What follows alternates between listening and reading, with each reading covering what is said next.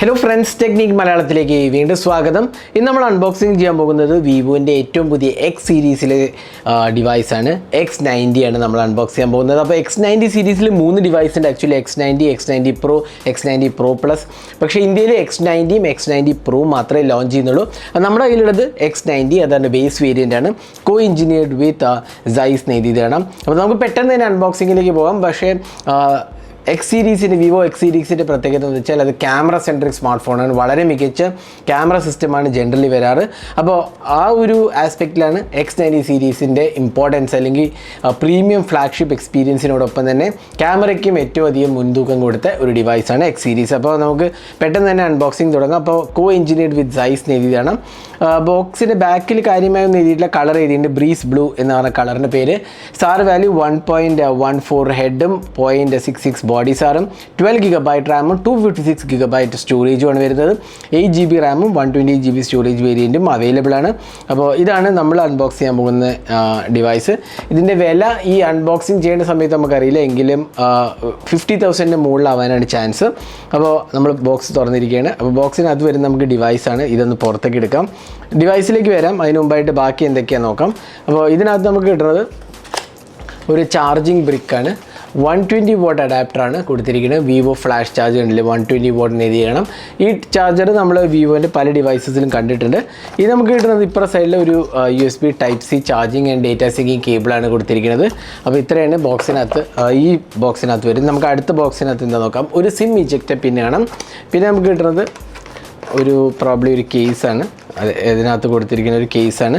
Warranty information, അതേപോലെ manual, quick start guide എല്ലാം തന്നെ കൊടുത്തിട്ടുണ്ട്. അപ്പോൾ ഇത്രയാണ് ഈ ബോക്സിനകത്ത് വരുന്നത്. ഇനി നമുക്ക് ഡിവൈസ് ഒന്ന് ബൂട്ട് ചെയ്തിട്ട് അതിൻ്റെ ബാക്കിയുള്ള വിശേഷങ്ങൾ പറയാം.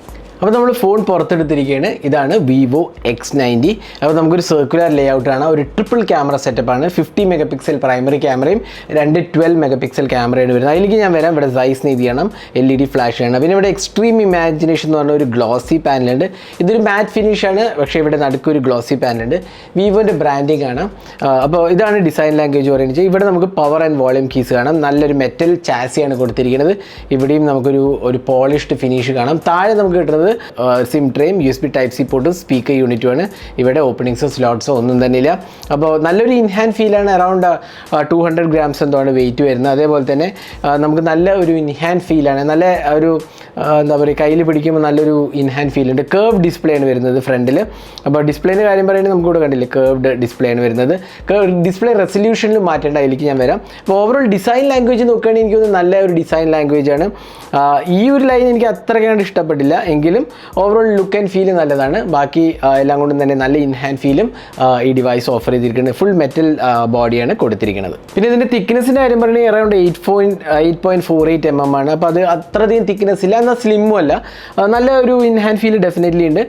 ഇതിനകത്ത് ഷോർട്ട് സെൻസേഷൻ ആൽഫ ഗ്ലാസ് ആണ് പ്രൊട്ടക്ഷൻ കൊടുത്തിരിക്കുന്നത്. അടുത്ത നമുക്ക് ഡിസ്പ്ലേയിലേക്ക് വരാം. ഇവിടെ നമുക്ക് കിട്ടുന്നത് 6.78 inches full HD plus 3D curve display ആണ് വരുന്നത്. 1.07 ബില്യൺ കളേഴ്സാണ് വരുന്നത്. DCI-P3 കളർ ഗ്യാമറ്റ് ആണ്. അപ്പോൾ നല്ല ഒരു കളർഫുൾ ഡിസ്പ്ലേ എന്ന് പറയാം.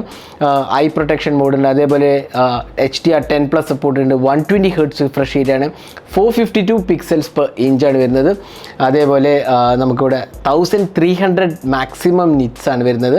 അപ്പോൾ അതുകൊണ്ട് തന്നെ നല്ല ഒരു ഡിസ്പ്ലേ ആണെന്ന് പറയാം. ഇത് ഞാൻ നേരത്തെ പറഞ്ഞത് short sensation alpha glass protection ആണ് കൊടുത്തിരിക്കുന്നത്. അപ്പോൾ നല്ല ഒരു ക്വാളിറ്റി ഡിസ്പ്ലേ ആണ് ഡെഫിനറ്റ്ലി നമുക്ക് പറയാൻ സാധിക്കും. നല്ലൊരു അഡ്വാൻസ് ലെവൽ ഡിസ്പ്ലേ ഡെഫിനറ്റ്ലി പറയാം.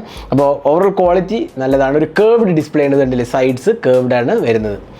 ഇനി നമുക്ക് അടുത്തതിന് സോഫ്റ്റ്വെയറിലേക്ക് പോകാം. സോഫ്റ്റ്വെയർ നമുക്കറിയാം വിവോൻ്റെ എല്ലാ ഡിവൈസിലും വിവോൻ്റെ ഫൺ ടച്ച് OS ആണ് വരുന്നത്. ഇവിടെ അത് തന്നെ വരുന്നത്.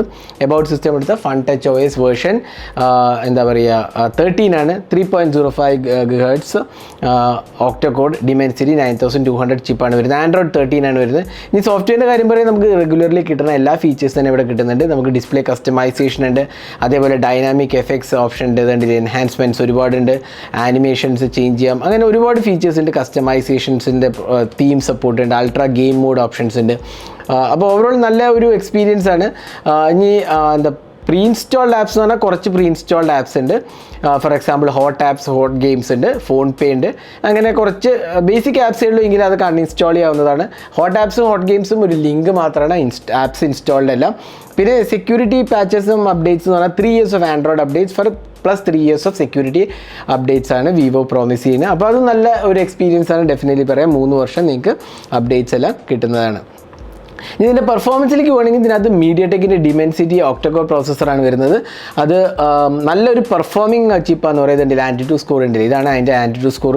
നല്ല ഒരു പെർഫോമിംഗ് ചിപ്പാണ്. അതേപോലെ തന്നെ ഇതിനകത്ത് നമുക്ക് കിട്ടുന്നത് LPDDR5 റാമും UFS 4.0 സപ്പോർട്ടുമാണ്. അപ്പോൾ ഏറ്റവും ബെസ്റ്റ് ഹാർഡ്വെയർ എക്സ്പീരിയൻസ് ആണ്. ഇപ്പോൾ നമ്മൾ സ്റ്റോറേജിൻ്റെ ആസ്പെക്ട്സ് എടുക്കുകയാണെങ്കിലും ജസ്റ്റ് ഞാൻ സ്റ്റോറേജ് കാണിച്ചാൽ സ്റ്റോറേജിൻ്റെ ആസ്പെക്ട് എടുക്കുകയാണെങ്കിൽ നല്ല റീറൈറ്റ് സ്കോറാണ് വരുന്നത്. അപ്പോൾ അതുകൊണ്ട് തന്നെ പെർഫോമൻസ് കാര്യത്തിൽ ഒരു കോംപ്രമൈസും ഇല്ല എന്ന് വേണമെങ്കിൽ പറയാം. മീഡിയടെക്കിൻ്റെ Dimensity 9200 വളരെ പവർഫുൾ ചിപ്പാണ്, ഒരു ഫ്ലാഗ്ഷിപ്പ് ചിപ്പാണെന്ന് വേണമെങ്കിൽ പറയാം. അവരുടെ അതായത് ഡിമെൻസിറ്റി മീഡിയടെക്കിൻ്റെ ഫ്ലാഗ്ഷിപ്പ് ചിപ്പാണ് ഡിമെൻസിറ്റി. അപ്പോൾ നല്ല ഒരു എക്സ്പീരിയൻസ് ആണ്, വളരെ പവർഫുള്ളാണ്. ഹീറ്റിംഗ് ഇഷ്യൂസൊന്നും ഞാൻ പ്രൈമറി യൂസേജിൽ കണ്ടില്ല. അപ്പോൾ അങ്ങനത്തെ പ്രോബ്ലംസ് ഒന്നും ഞാൻ നോട്ടീസ് ചെയ്തിട്ടില്ല. ഇനി അടുത്തത് ഇതിൻ്റെ ക്യാമറാസിലോട്ട് പോകാം. ഇതാണ് ഇതിൻ്റെ ഏറ്റവും ഇമ്പോർട്ടൻറ്റ് ആസ്പെക്ട്. നമുക്കറിയാം വിവോൻ്റെ ക്യാമറാസ്. അപ്പോൾ ഇവിടെ നമുക്ക് കിട്ടുന്നത് ട്രിപ്പിൾ ക്യാമറ സെറ്റപ്പാണ്. ഈ താഴെ ഉള്ളതാണ് 50 MP primary camera, IMX866 VCS സെൻസറാണ്. അതായത് ട്രൂ കളർ പ്രൈമറി സെൻസറാണ്. ലേസർ ഔട്ട് ഓഫ് ഫോക്കസ് ആണ് കൊടുത്തിരിക്കുന്നത്. ഇതാണ് ലേസർ ഔട്ട് ഓഫ് ഫോക്കസ്. അത് കഴിഞ്ഞ് പിന്നെ നമുക്ക് ഇവിടെ കിട്ടുന്നത് ഒരു പ്രൈമറി സെക്കൻഡറി 12 MP IMX663 സെൻസറാണ് വരുന്നത്. ഇതാണ് അൾട്രാ വൈഡ് ആംഗിൾ സെൻസർ. ഇവിടെ നമുക്ക് കിട്ടുന്നത് 12 MP ഒരു പ്രൊഫഷണൽ പോർട്രേറ്റ് ക്യാമറയാണ്. IMX663 ആണ്. ഇത് രണ്ടും 663 ആണ്. ഇത് 2x ഓപ്റ്റിക്കൽ സൂം സപ്പോർട്ടഡ് ആണ്. പിന്നെ ഫ്രണ്ട് പാനലാണ് നമുക്കൊരു 32 MP ക്യാമറയാണ് കൊടുത്തിരിക്കുന്നത്. അപ്പോൾ ഇതാണ് ക്യാമറേൻ്റെ കാര്യം പറയുകയാണെങ്കിൽ ഇതിനകത്ത് Zeiss പാർട്ട്ണർഷിപ്പ് ഉണ്ട്. നമുക്ക് ക്യാമറ UI നോക്കാം. അപ്പോൾ ഇതാണ് ക്യാമറ UI. നമുക്ക് കണ്ടില്ല, Zeiss മോഡുണ്ട്, Zeiss natural colour, Zeiss automatic colours ഉണ്ട്. പിന്നെ നമുക്കിവിടെ മാക്രോ മോഡുണ്ട്.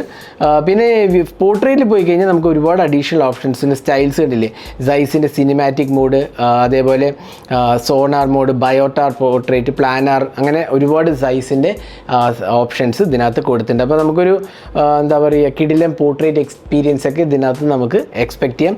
പിന്നെ വീഡിയോ റെക്കോർഡിങ്ങിൻ്റെ കാര്യം പറയുകയാണെങ്കിൽ നമുക്കിവിടെ എന്താ പറയുക 4K 60 FPS ഉണ്ട്. 8K ഇല്ല, 4K 60 FPS ആണ് മാക്സിമം സപ്പോർട്ടഡ്. ഫ്രണ്ട് ക്യാമറയിൽ 1080p റെസൊല്യൂഷനിൽ 4K സപ്പോർട്ടഡ് അല്ല. ഷോമി 13 പ്രോവിനൊക്കെ പോലെ തന്നെ ഇതിനകത്ത് 4K റെക്കോർഡിംഗ് ഇല്ല. ഈവൻ OnePlus 11 പോലും 4K റെക്കോർഡിംഗ് ഇല്ല എന്നുള്ളതാണ് വേറൊരു ആസ്പെക്റ്റ്. പിന്നെ അഡീഷണൽ മോഡ്സ് പറഞ്ഞാൽ പ്രോ മോഡ്, ഫോട്ടോ മോഡ്, അങ്ങനത്തെ നൈറ്റ് മോഡ്, അങ്ങനെ എല്ലാ ഓപ്ഷൻസും തന്നെ ഇതിനകത്ത് വരുന്നുണ്ട്. അപ്പോൾ ക്യാമറ സെറ്റപ്പ് വളരെ അടിപൊളി സെറ്റപ്പാണ്. ഇനി നമുക്ക് കുറച്ച് ക്യാമറ സാമ്പിൾസ് കാണാം. ഇതെല്ലാം എന്താ പറയുക Vivo X90ൻ്റെ ക്യാമറയിൽ നിന്ന് എടുത്താണ്. നല്ല ഒരു ഡെഫിനറ്റ്ലി ഒരു പ്രീമിയം ക്യാമറ എക്സ്പീരിയൻസ് നമുക്ക് ഇതിൽ നിന്ന് എക്സ്പെക്ട് ചെയ്യാം. അപ്പോൾ ക്യാമറ സാമ്പിൾസ് കണ്ടിട്ട് നിങ്ങൾക്ക് എന്ത് തോന്നുന്നു, നിങ്ങളുടെ വിലയേറിയ അഭിപ്രായങ്ങൾ കമൻറ്റ് സെക്ഷനിൽ പോസ്റ്റ് ചെയ്യാവുന്നതാണ്. ഓവറോൾ എനിക്ക് തോന്നുന്നു നല്ല ഒരു ക്യാമറ സെറ്റപ്പാണ് ഇതിനകത്ത് കൊടുത്തിരിക്കുന്നത്.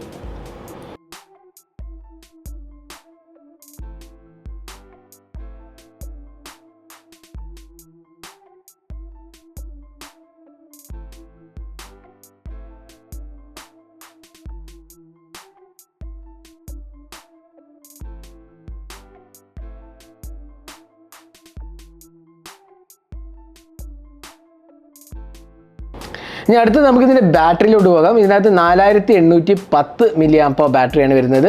120 watt ഫാസ്റ്റ് ചാർജിങ് ഉണ്ട്. നമ്മൾ നേരത്തെ ബാറ്ററി ചാർജർ കാണിക്കേണ്ടേ.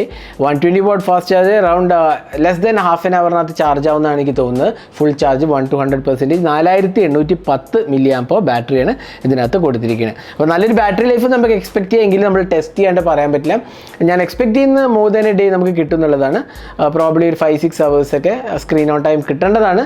എങ്കിലും ഞാൻ ടെസ്റ്റ് ചെയ്തിട്ട് ഡീറ്റെയിൽഡായ ആസ്പെക്ട്സ് പറയാം. ഇതിന് വേറൊരു ഇമ്പോർട്ടൻറ്റ് ആസ്പെക്ട് എന്ന് പറഞ്ഞാൽ വിവോൻ്റെ V2 ചിപ്പാണ് ഇതിനകത്ത് കൊടുത്തിരിക്കുന്നത്. നമ്മൾ മുമ്പ് V1 ചിപ്പിനെ കുറിച്ച് പറയേണ്ടായി കഴിഞ്ഞ വർഷം. ഇത് Vivo V2 ചിപ്പ് എന്ന് പറഞ്ഞാൽ noise reduction, brightening, real time ambient light, അങ്ങനെ ഒരുപാട് ആസ്പെക്ട്സ് ഈ ഫോട്ടോഗ്രാഫിയിൽ നമുക്ക് ചെയ്യാൻ പറ്റും. അതേപോലെ MEMC ഡൈനാമിക് ഫ്രെയിം ഇൻ്റർപോളേഷൻ, ഇങ്ങനത്തെ കാര്യങ്ങളെല്ലാം തന്നെ ഈ V2 ചിപ്പാണ് ഹാൻഡിൽ ചെയ്യുന്നത്. അപ്പോൾ അതൊരു പവർഫുൾ ചിപ്പും കൂടിയാണ്. ഒരു എന്താ പറയുക റെഗുലർ ചിപ്പിൻ്റെ ഒപ്പം തന്നെ ഉള്ള ഒരു എന്താ പറയുക ചിപ്പാണിത്. പിന്നെ വേറൊരു കാര്യം ഞാൻ പറയാൻ മറന്നത് T-Star കോട്ടിങ് എന്ന് കണ്ടില്ല, ഇവിടെ T-Star എഴുതിയാണ്. Zeissൻ്റെ T-Star കോട്ടിങ് ഇതിനകത്ത് കൊടുത്തിട്ടുണ്ട്. അത് എന്താ പറയുക നമുക്ക് ബെറ്റർ ഇമേജിങ് എബിലിറ്റീസ് തരുന്ന ഒരു കോട്ടിംഗ് ആണ് വിവോൻ്റെ Zeissൻ്റെ T-Star കോട്ടിങ്. അതും ഇതിനകത്ത് കൊടുത്തിട്ടുണ്ട്. അത് എക്സ്ട്രീം നൈറ്റ് ഫോട്ടോഗ്രാഫിക്കും എല്ലാം തന്നെ യൂസ്ഫുൾ ആയ ഒരു ഓപ്ഷനാണ്. അപ്പോൾ ഇതായിരുന്നു Vivo X90ൻ്റെ ഒരു അൺബോക്സിങ് ഹാൻഡ്സ് ഓൺ വീഡിയോ.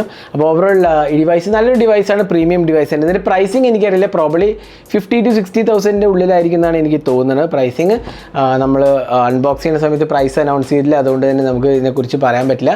എങ്കിൽ അതാണ് ഞാൻ എക്സ്പെക്ട് ചെയ്യുന്ന price, around 50,000 to 60,000, probably around 55,000 to 60,000 ആയിരിക്കും എന്നാണ് എനിക്ക് തോന്നുന്നത്.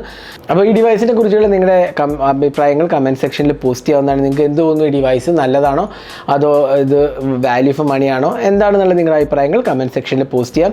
അപ്പോൾ Vivo X90ൻ്റെ അൺബോക്സിംഗ് ആണ് നിങ്ങളിപ്പോൾ കണ്ടത്.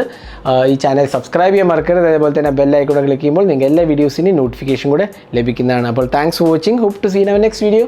Have a great day.